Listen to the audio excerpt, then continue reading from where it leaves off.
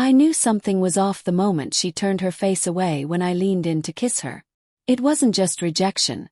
It was avoidance, like she couldn't bear for my lips to even brush against her skin. For 15 years, I'd known every little shift in Sarah's moods. From the sparkle in her eyes when she was excited to the soft sighs when she was tired. But this was cold, distant. I stepped back, studying her. She was sitting on the edge of our bed, scrolling her phone, her hair damp from the shower. The faint scent of citrus shampoo filled the room, the same kind she'd used since college. But it no longer smelled familiar.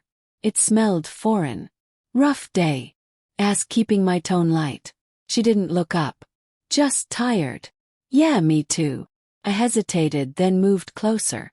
"Still, maybe we could." "I'm on my period," she cut in, setting her phone down with a thud. Froze. "Oh," I said quietly. "All right." It wasn't the first time she'd said it, but something about how easily it came out this time, how rehearsed it sounded, made my stomach twist. A few months ago, Sarah and I had been fine. Or at least I thought we were. We had dinner together, laughed at dumb TV shows, and talked about taking a trip to Italy next spring. Then, almost overnight, she became distant, cold. Conversations turned into one-word answers. Touches were met with subtle flinches. And intimacy that had vanished completely. First, I respected her space. I thought maybe work stress, hormones, or just life was taking its toll. But when weeks turned into months, when every attempt to connect emotionally or physically was met with an invisible wall, I knew there was more to it.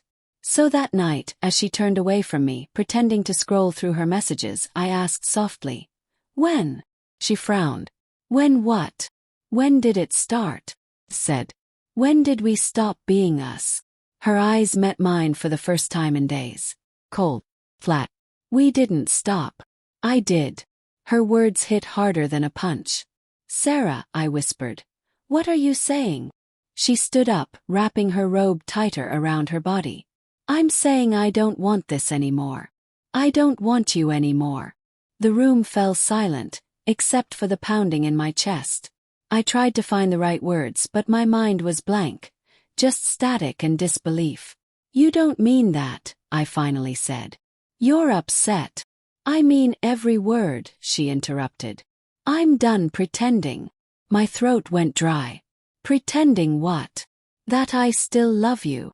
She didn't cry, didn't tremble. Her voice was steady, almost calm, like she'd been rehearsing this moment. I just stared at her, my world collapsing in slow motion. "There's someone else," I said quietly. "Isn't there?" She didn't answer. Her silence was louder than any confession. The next few days were torture. She moved around the house like a ghost, barely speaking. I tried to stay calm, to give her space, to believe this was a phase, that maybe she was confused or overwhelmed. But when she started dressing up more for work, wearing perfume she hadn't touched in years, and guarding her phone like a secret vault, I stopped lying to myself. Had to know. So one night, after she went to visit a friend, I sat in the dark, waiting. My mind kept replaying every small sign I'd ignored. The late nights, the distant smiles, the way she always turned her phone screen away. At 11:43 p.m., I heard the sound of her car pulling into the driveway. I walked to the window, peeking through the curtain. She stepped out, laughing softly. Not alone. A man got out of the passenger side. Tall, broad-shouldered, with a faint smirk that made my blood boil. He leaned in and kissed her, my wife, like he had every right in the world. And she kissed him back. My chest tightened. I wanted to scream, to run outside, to confront them both. But I couldn't move. I stood there, paralyzed, as the life I built, the woman I loved, crumbled in front of me. When she finally came inside, I was sitting on the couch, staring at the door. Her smile vanished instantly. "Where were you?" I asked. My voice was low, steady, too calm. She hesitated. "Out." "With who?" She dropped her bag, avoiding my eyes. "Don't do this, Mark." I stood up.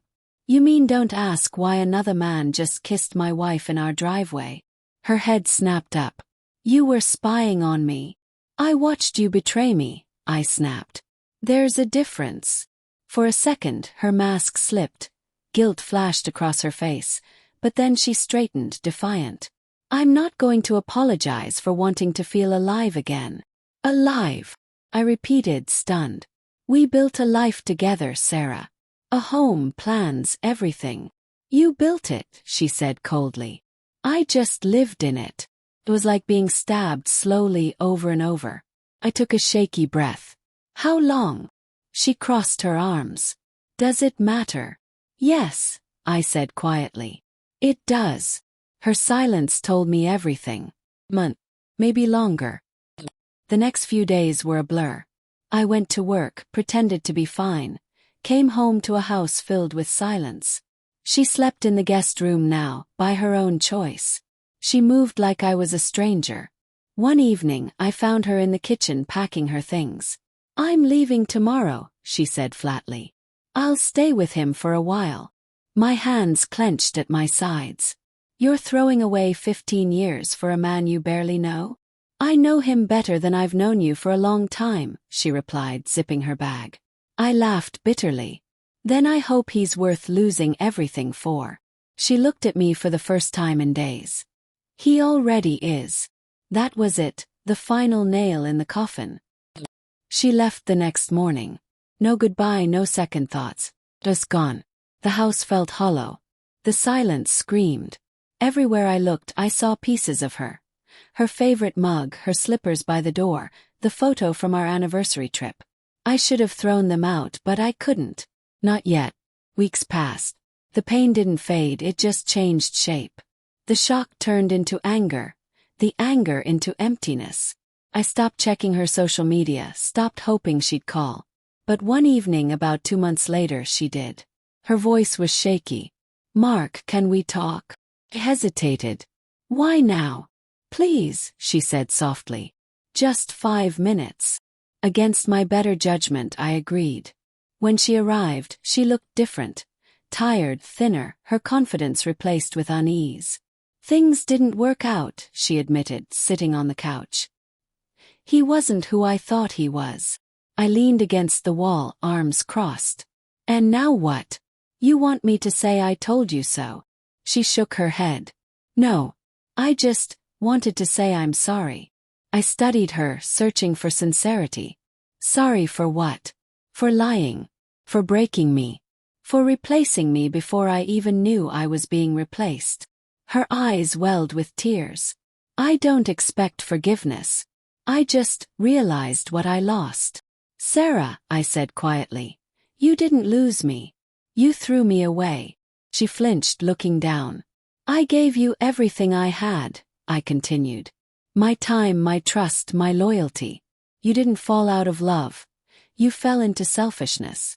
And now you want closure. Her lips trembled. I made a mistake. No, I said coldly. A mistake is forgetting an anniversary. What you did was a choice. She stood, tears streaming down her face. I know. There was a long silence. Then she whispered, I miss you. I shook my head. You miss the man who loved you without question. That man doesn't exist anymore. She reached out, but I stepped back. Goodbye, Sarah. That night, I sat alone on the same couch where she once confessed her betrayal. But this time the silence felt different. Peaceful. For the first time in months, I didn't feel anger or sadness. Just clarity. I realized I had spent years holding on to the version of her I wanted to believe in. The woman who smiled in the kitchen on Sunday mornings, who danced barefoot to old songs, who said I was her home. But that woman was gone long before she said, never with you again. So I made a promise to myself. No more waiting for ghosts. No more mourning someone who walked away willingly. The next morning I packed the last of her things into a box, drove to her apartment, and left it at her door. No note. No anger. Just silence, the kind that says everything words can't. When I drove away, the weight lifted. For the first time I didn't look back. Because sometimes the hardest truth is realizing that love doesn't die in one moment. It withers slowly, buried beneath lies, silence, and a final never. And once you accept that, you stop bleeding from the wounds they left, and start healing from the person you were when they made them.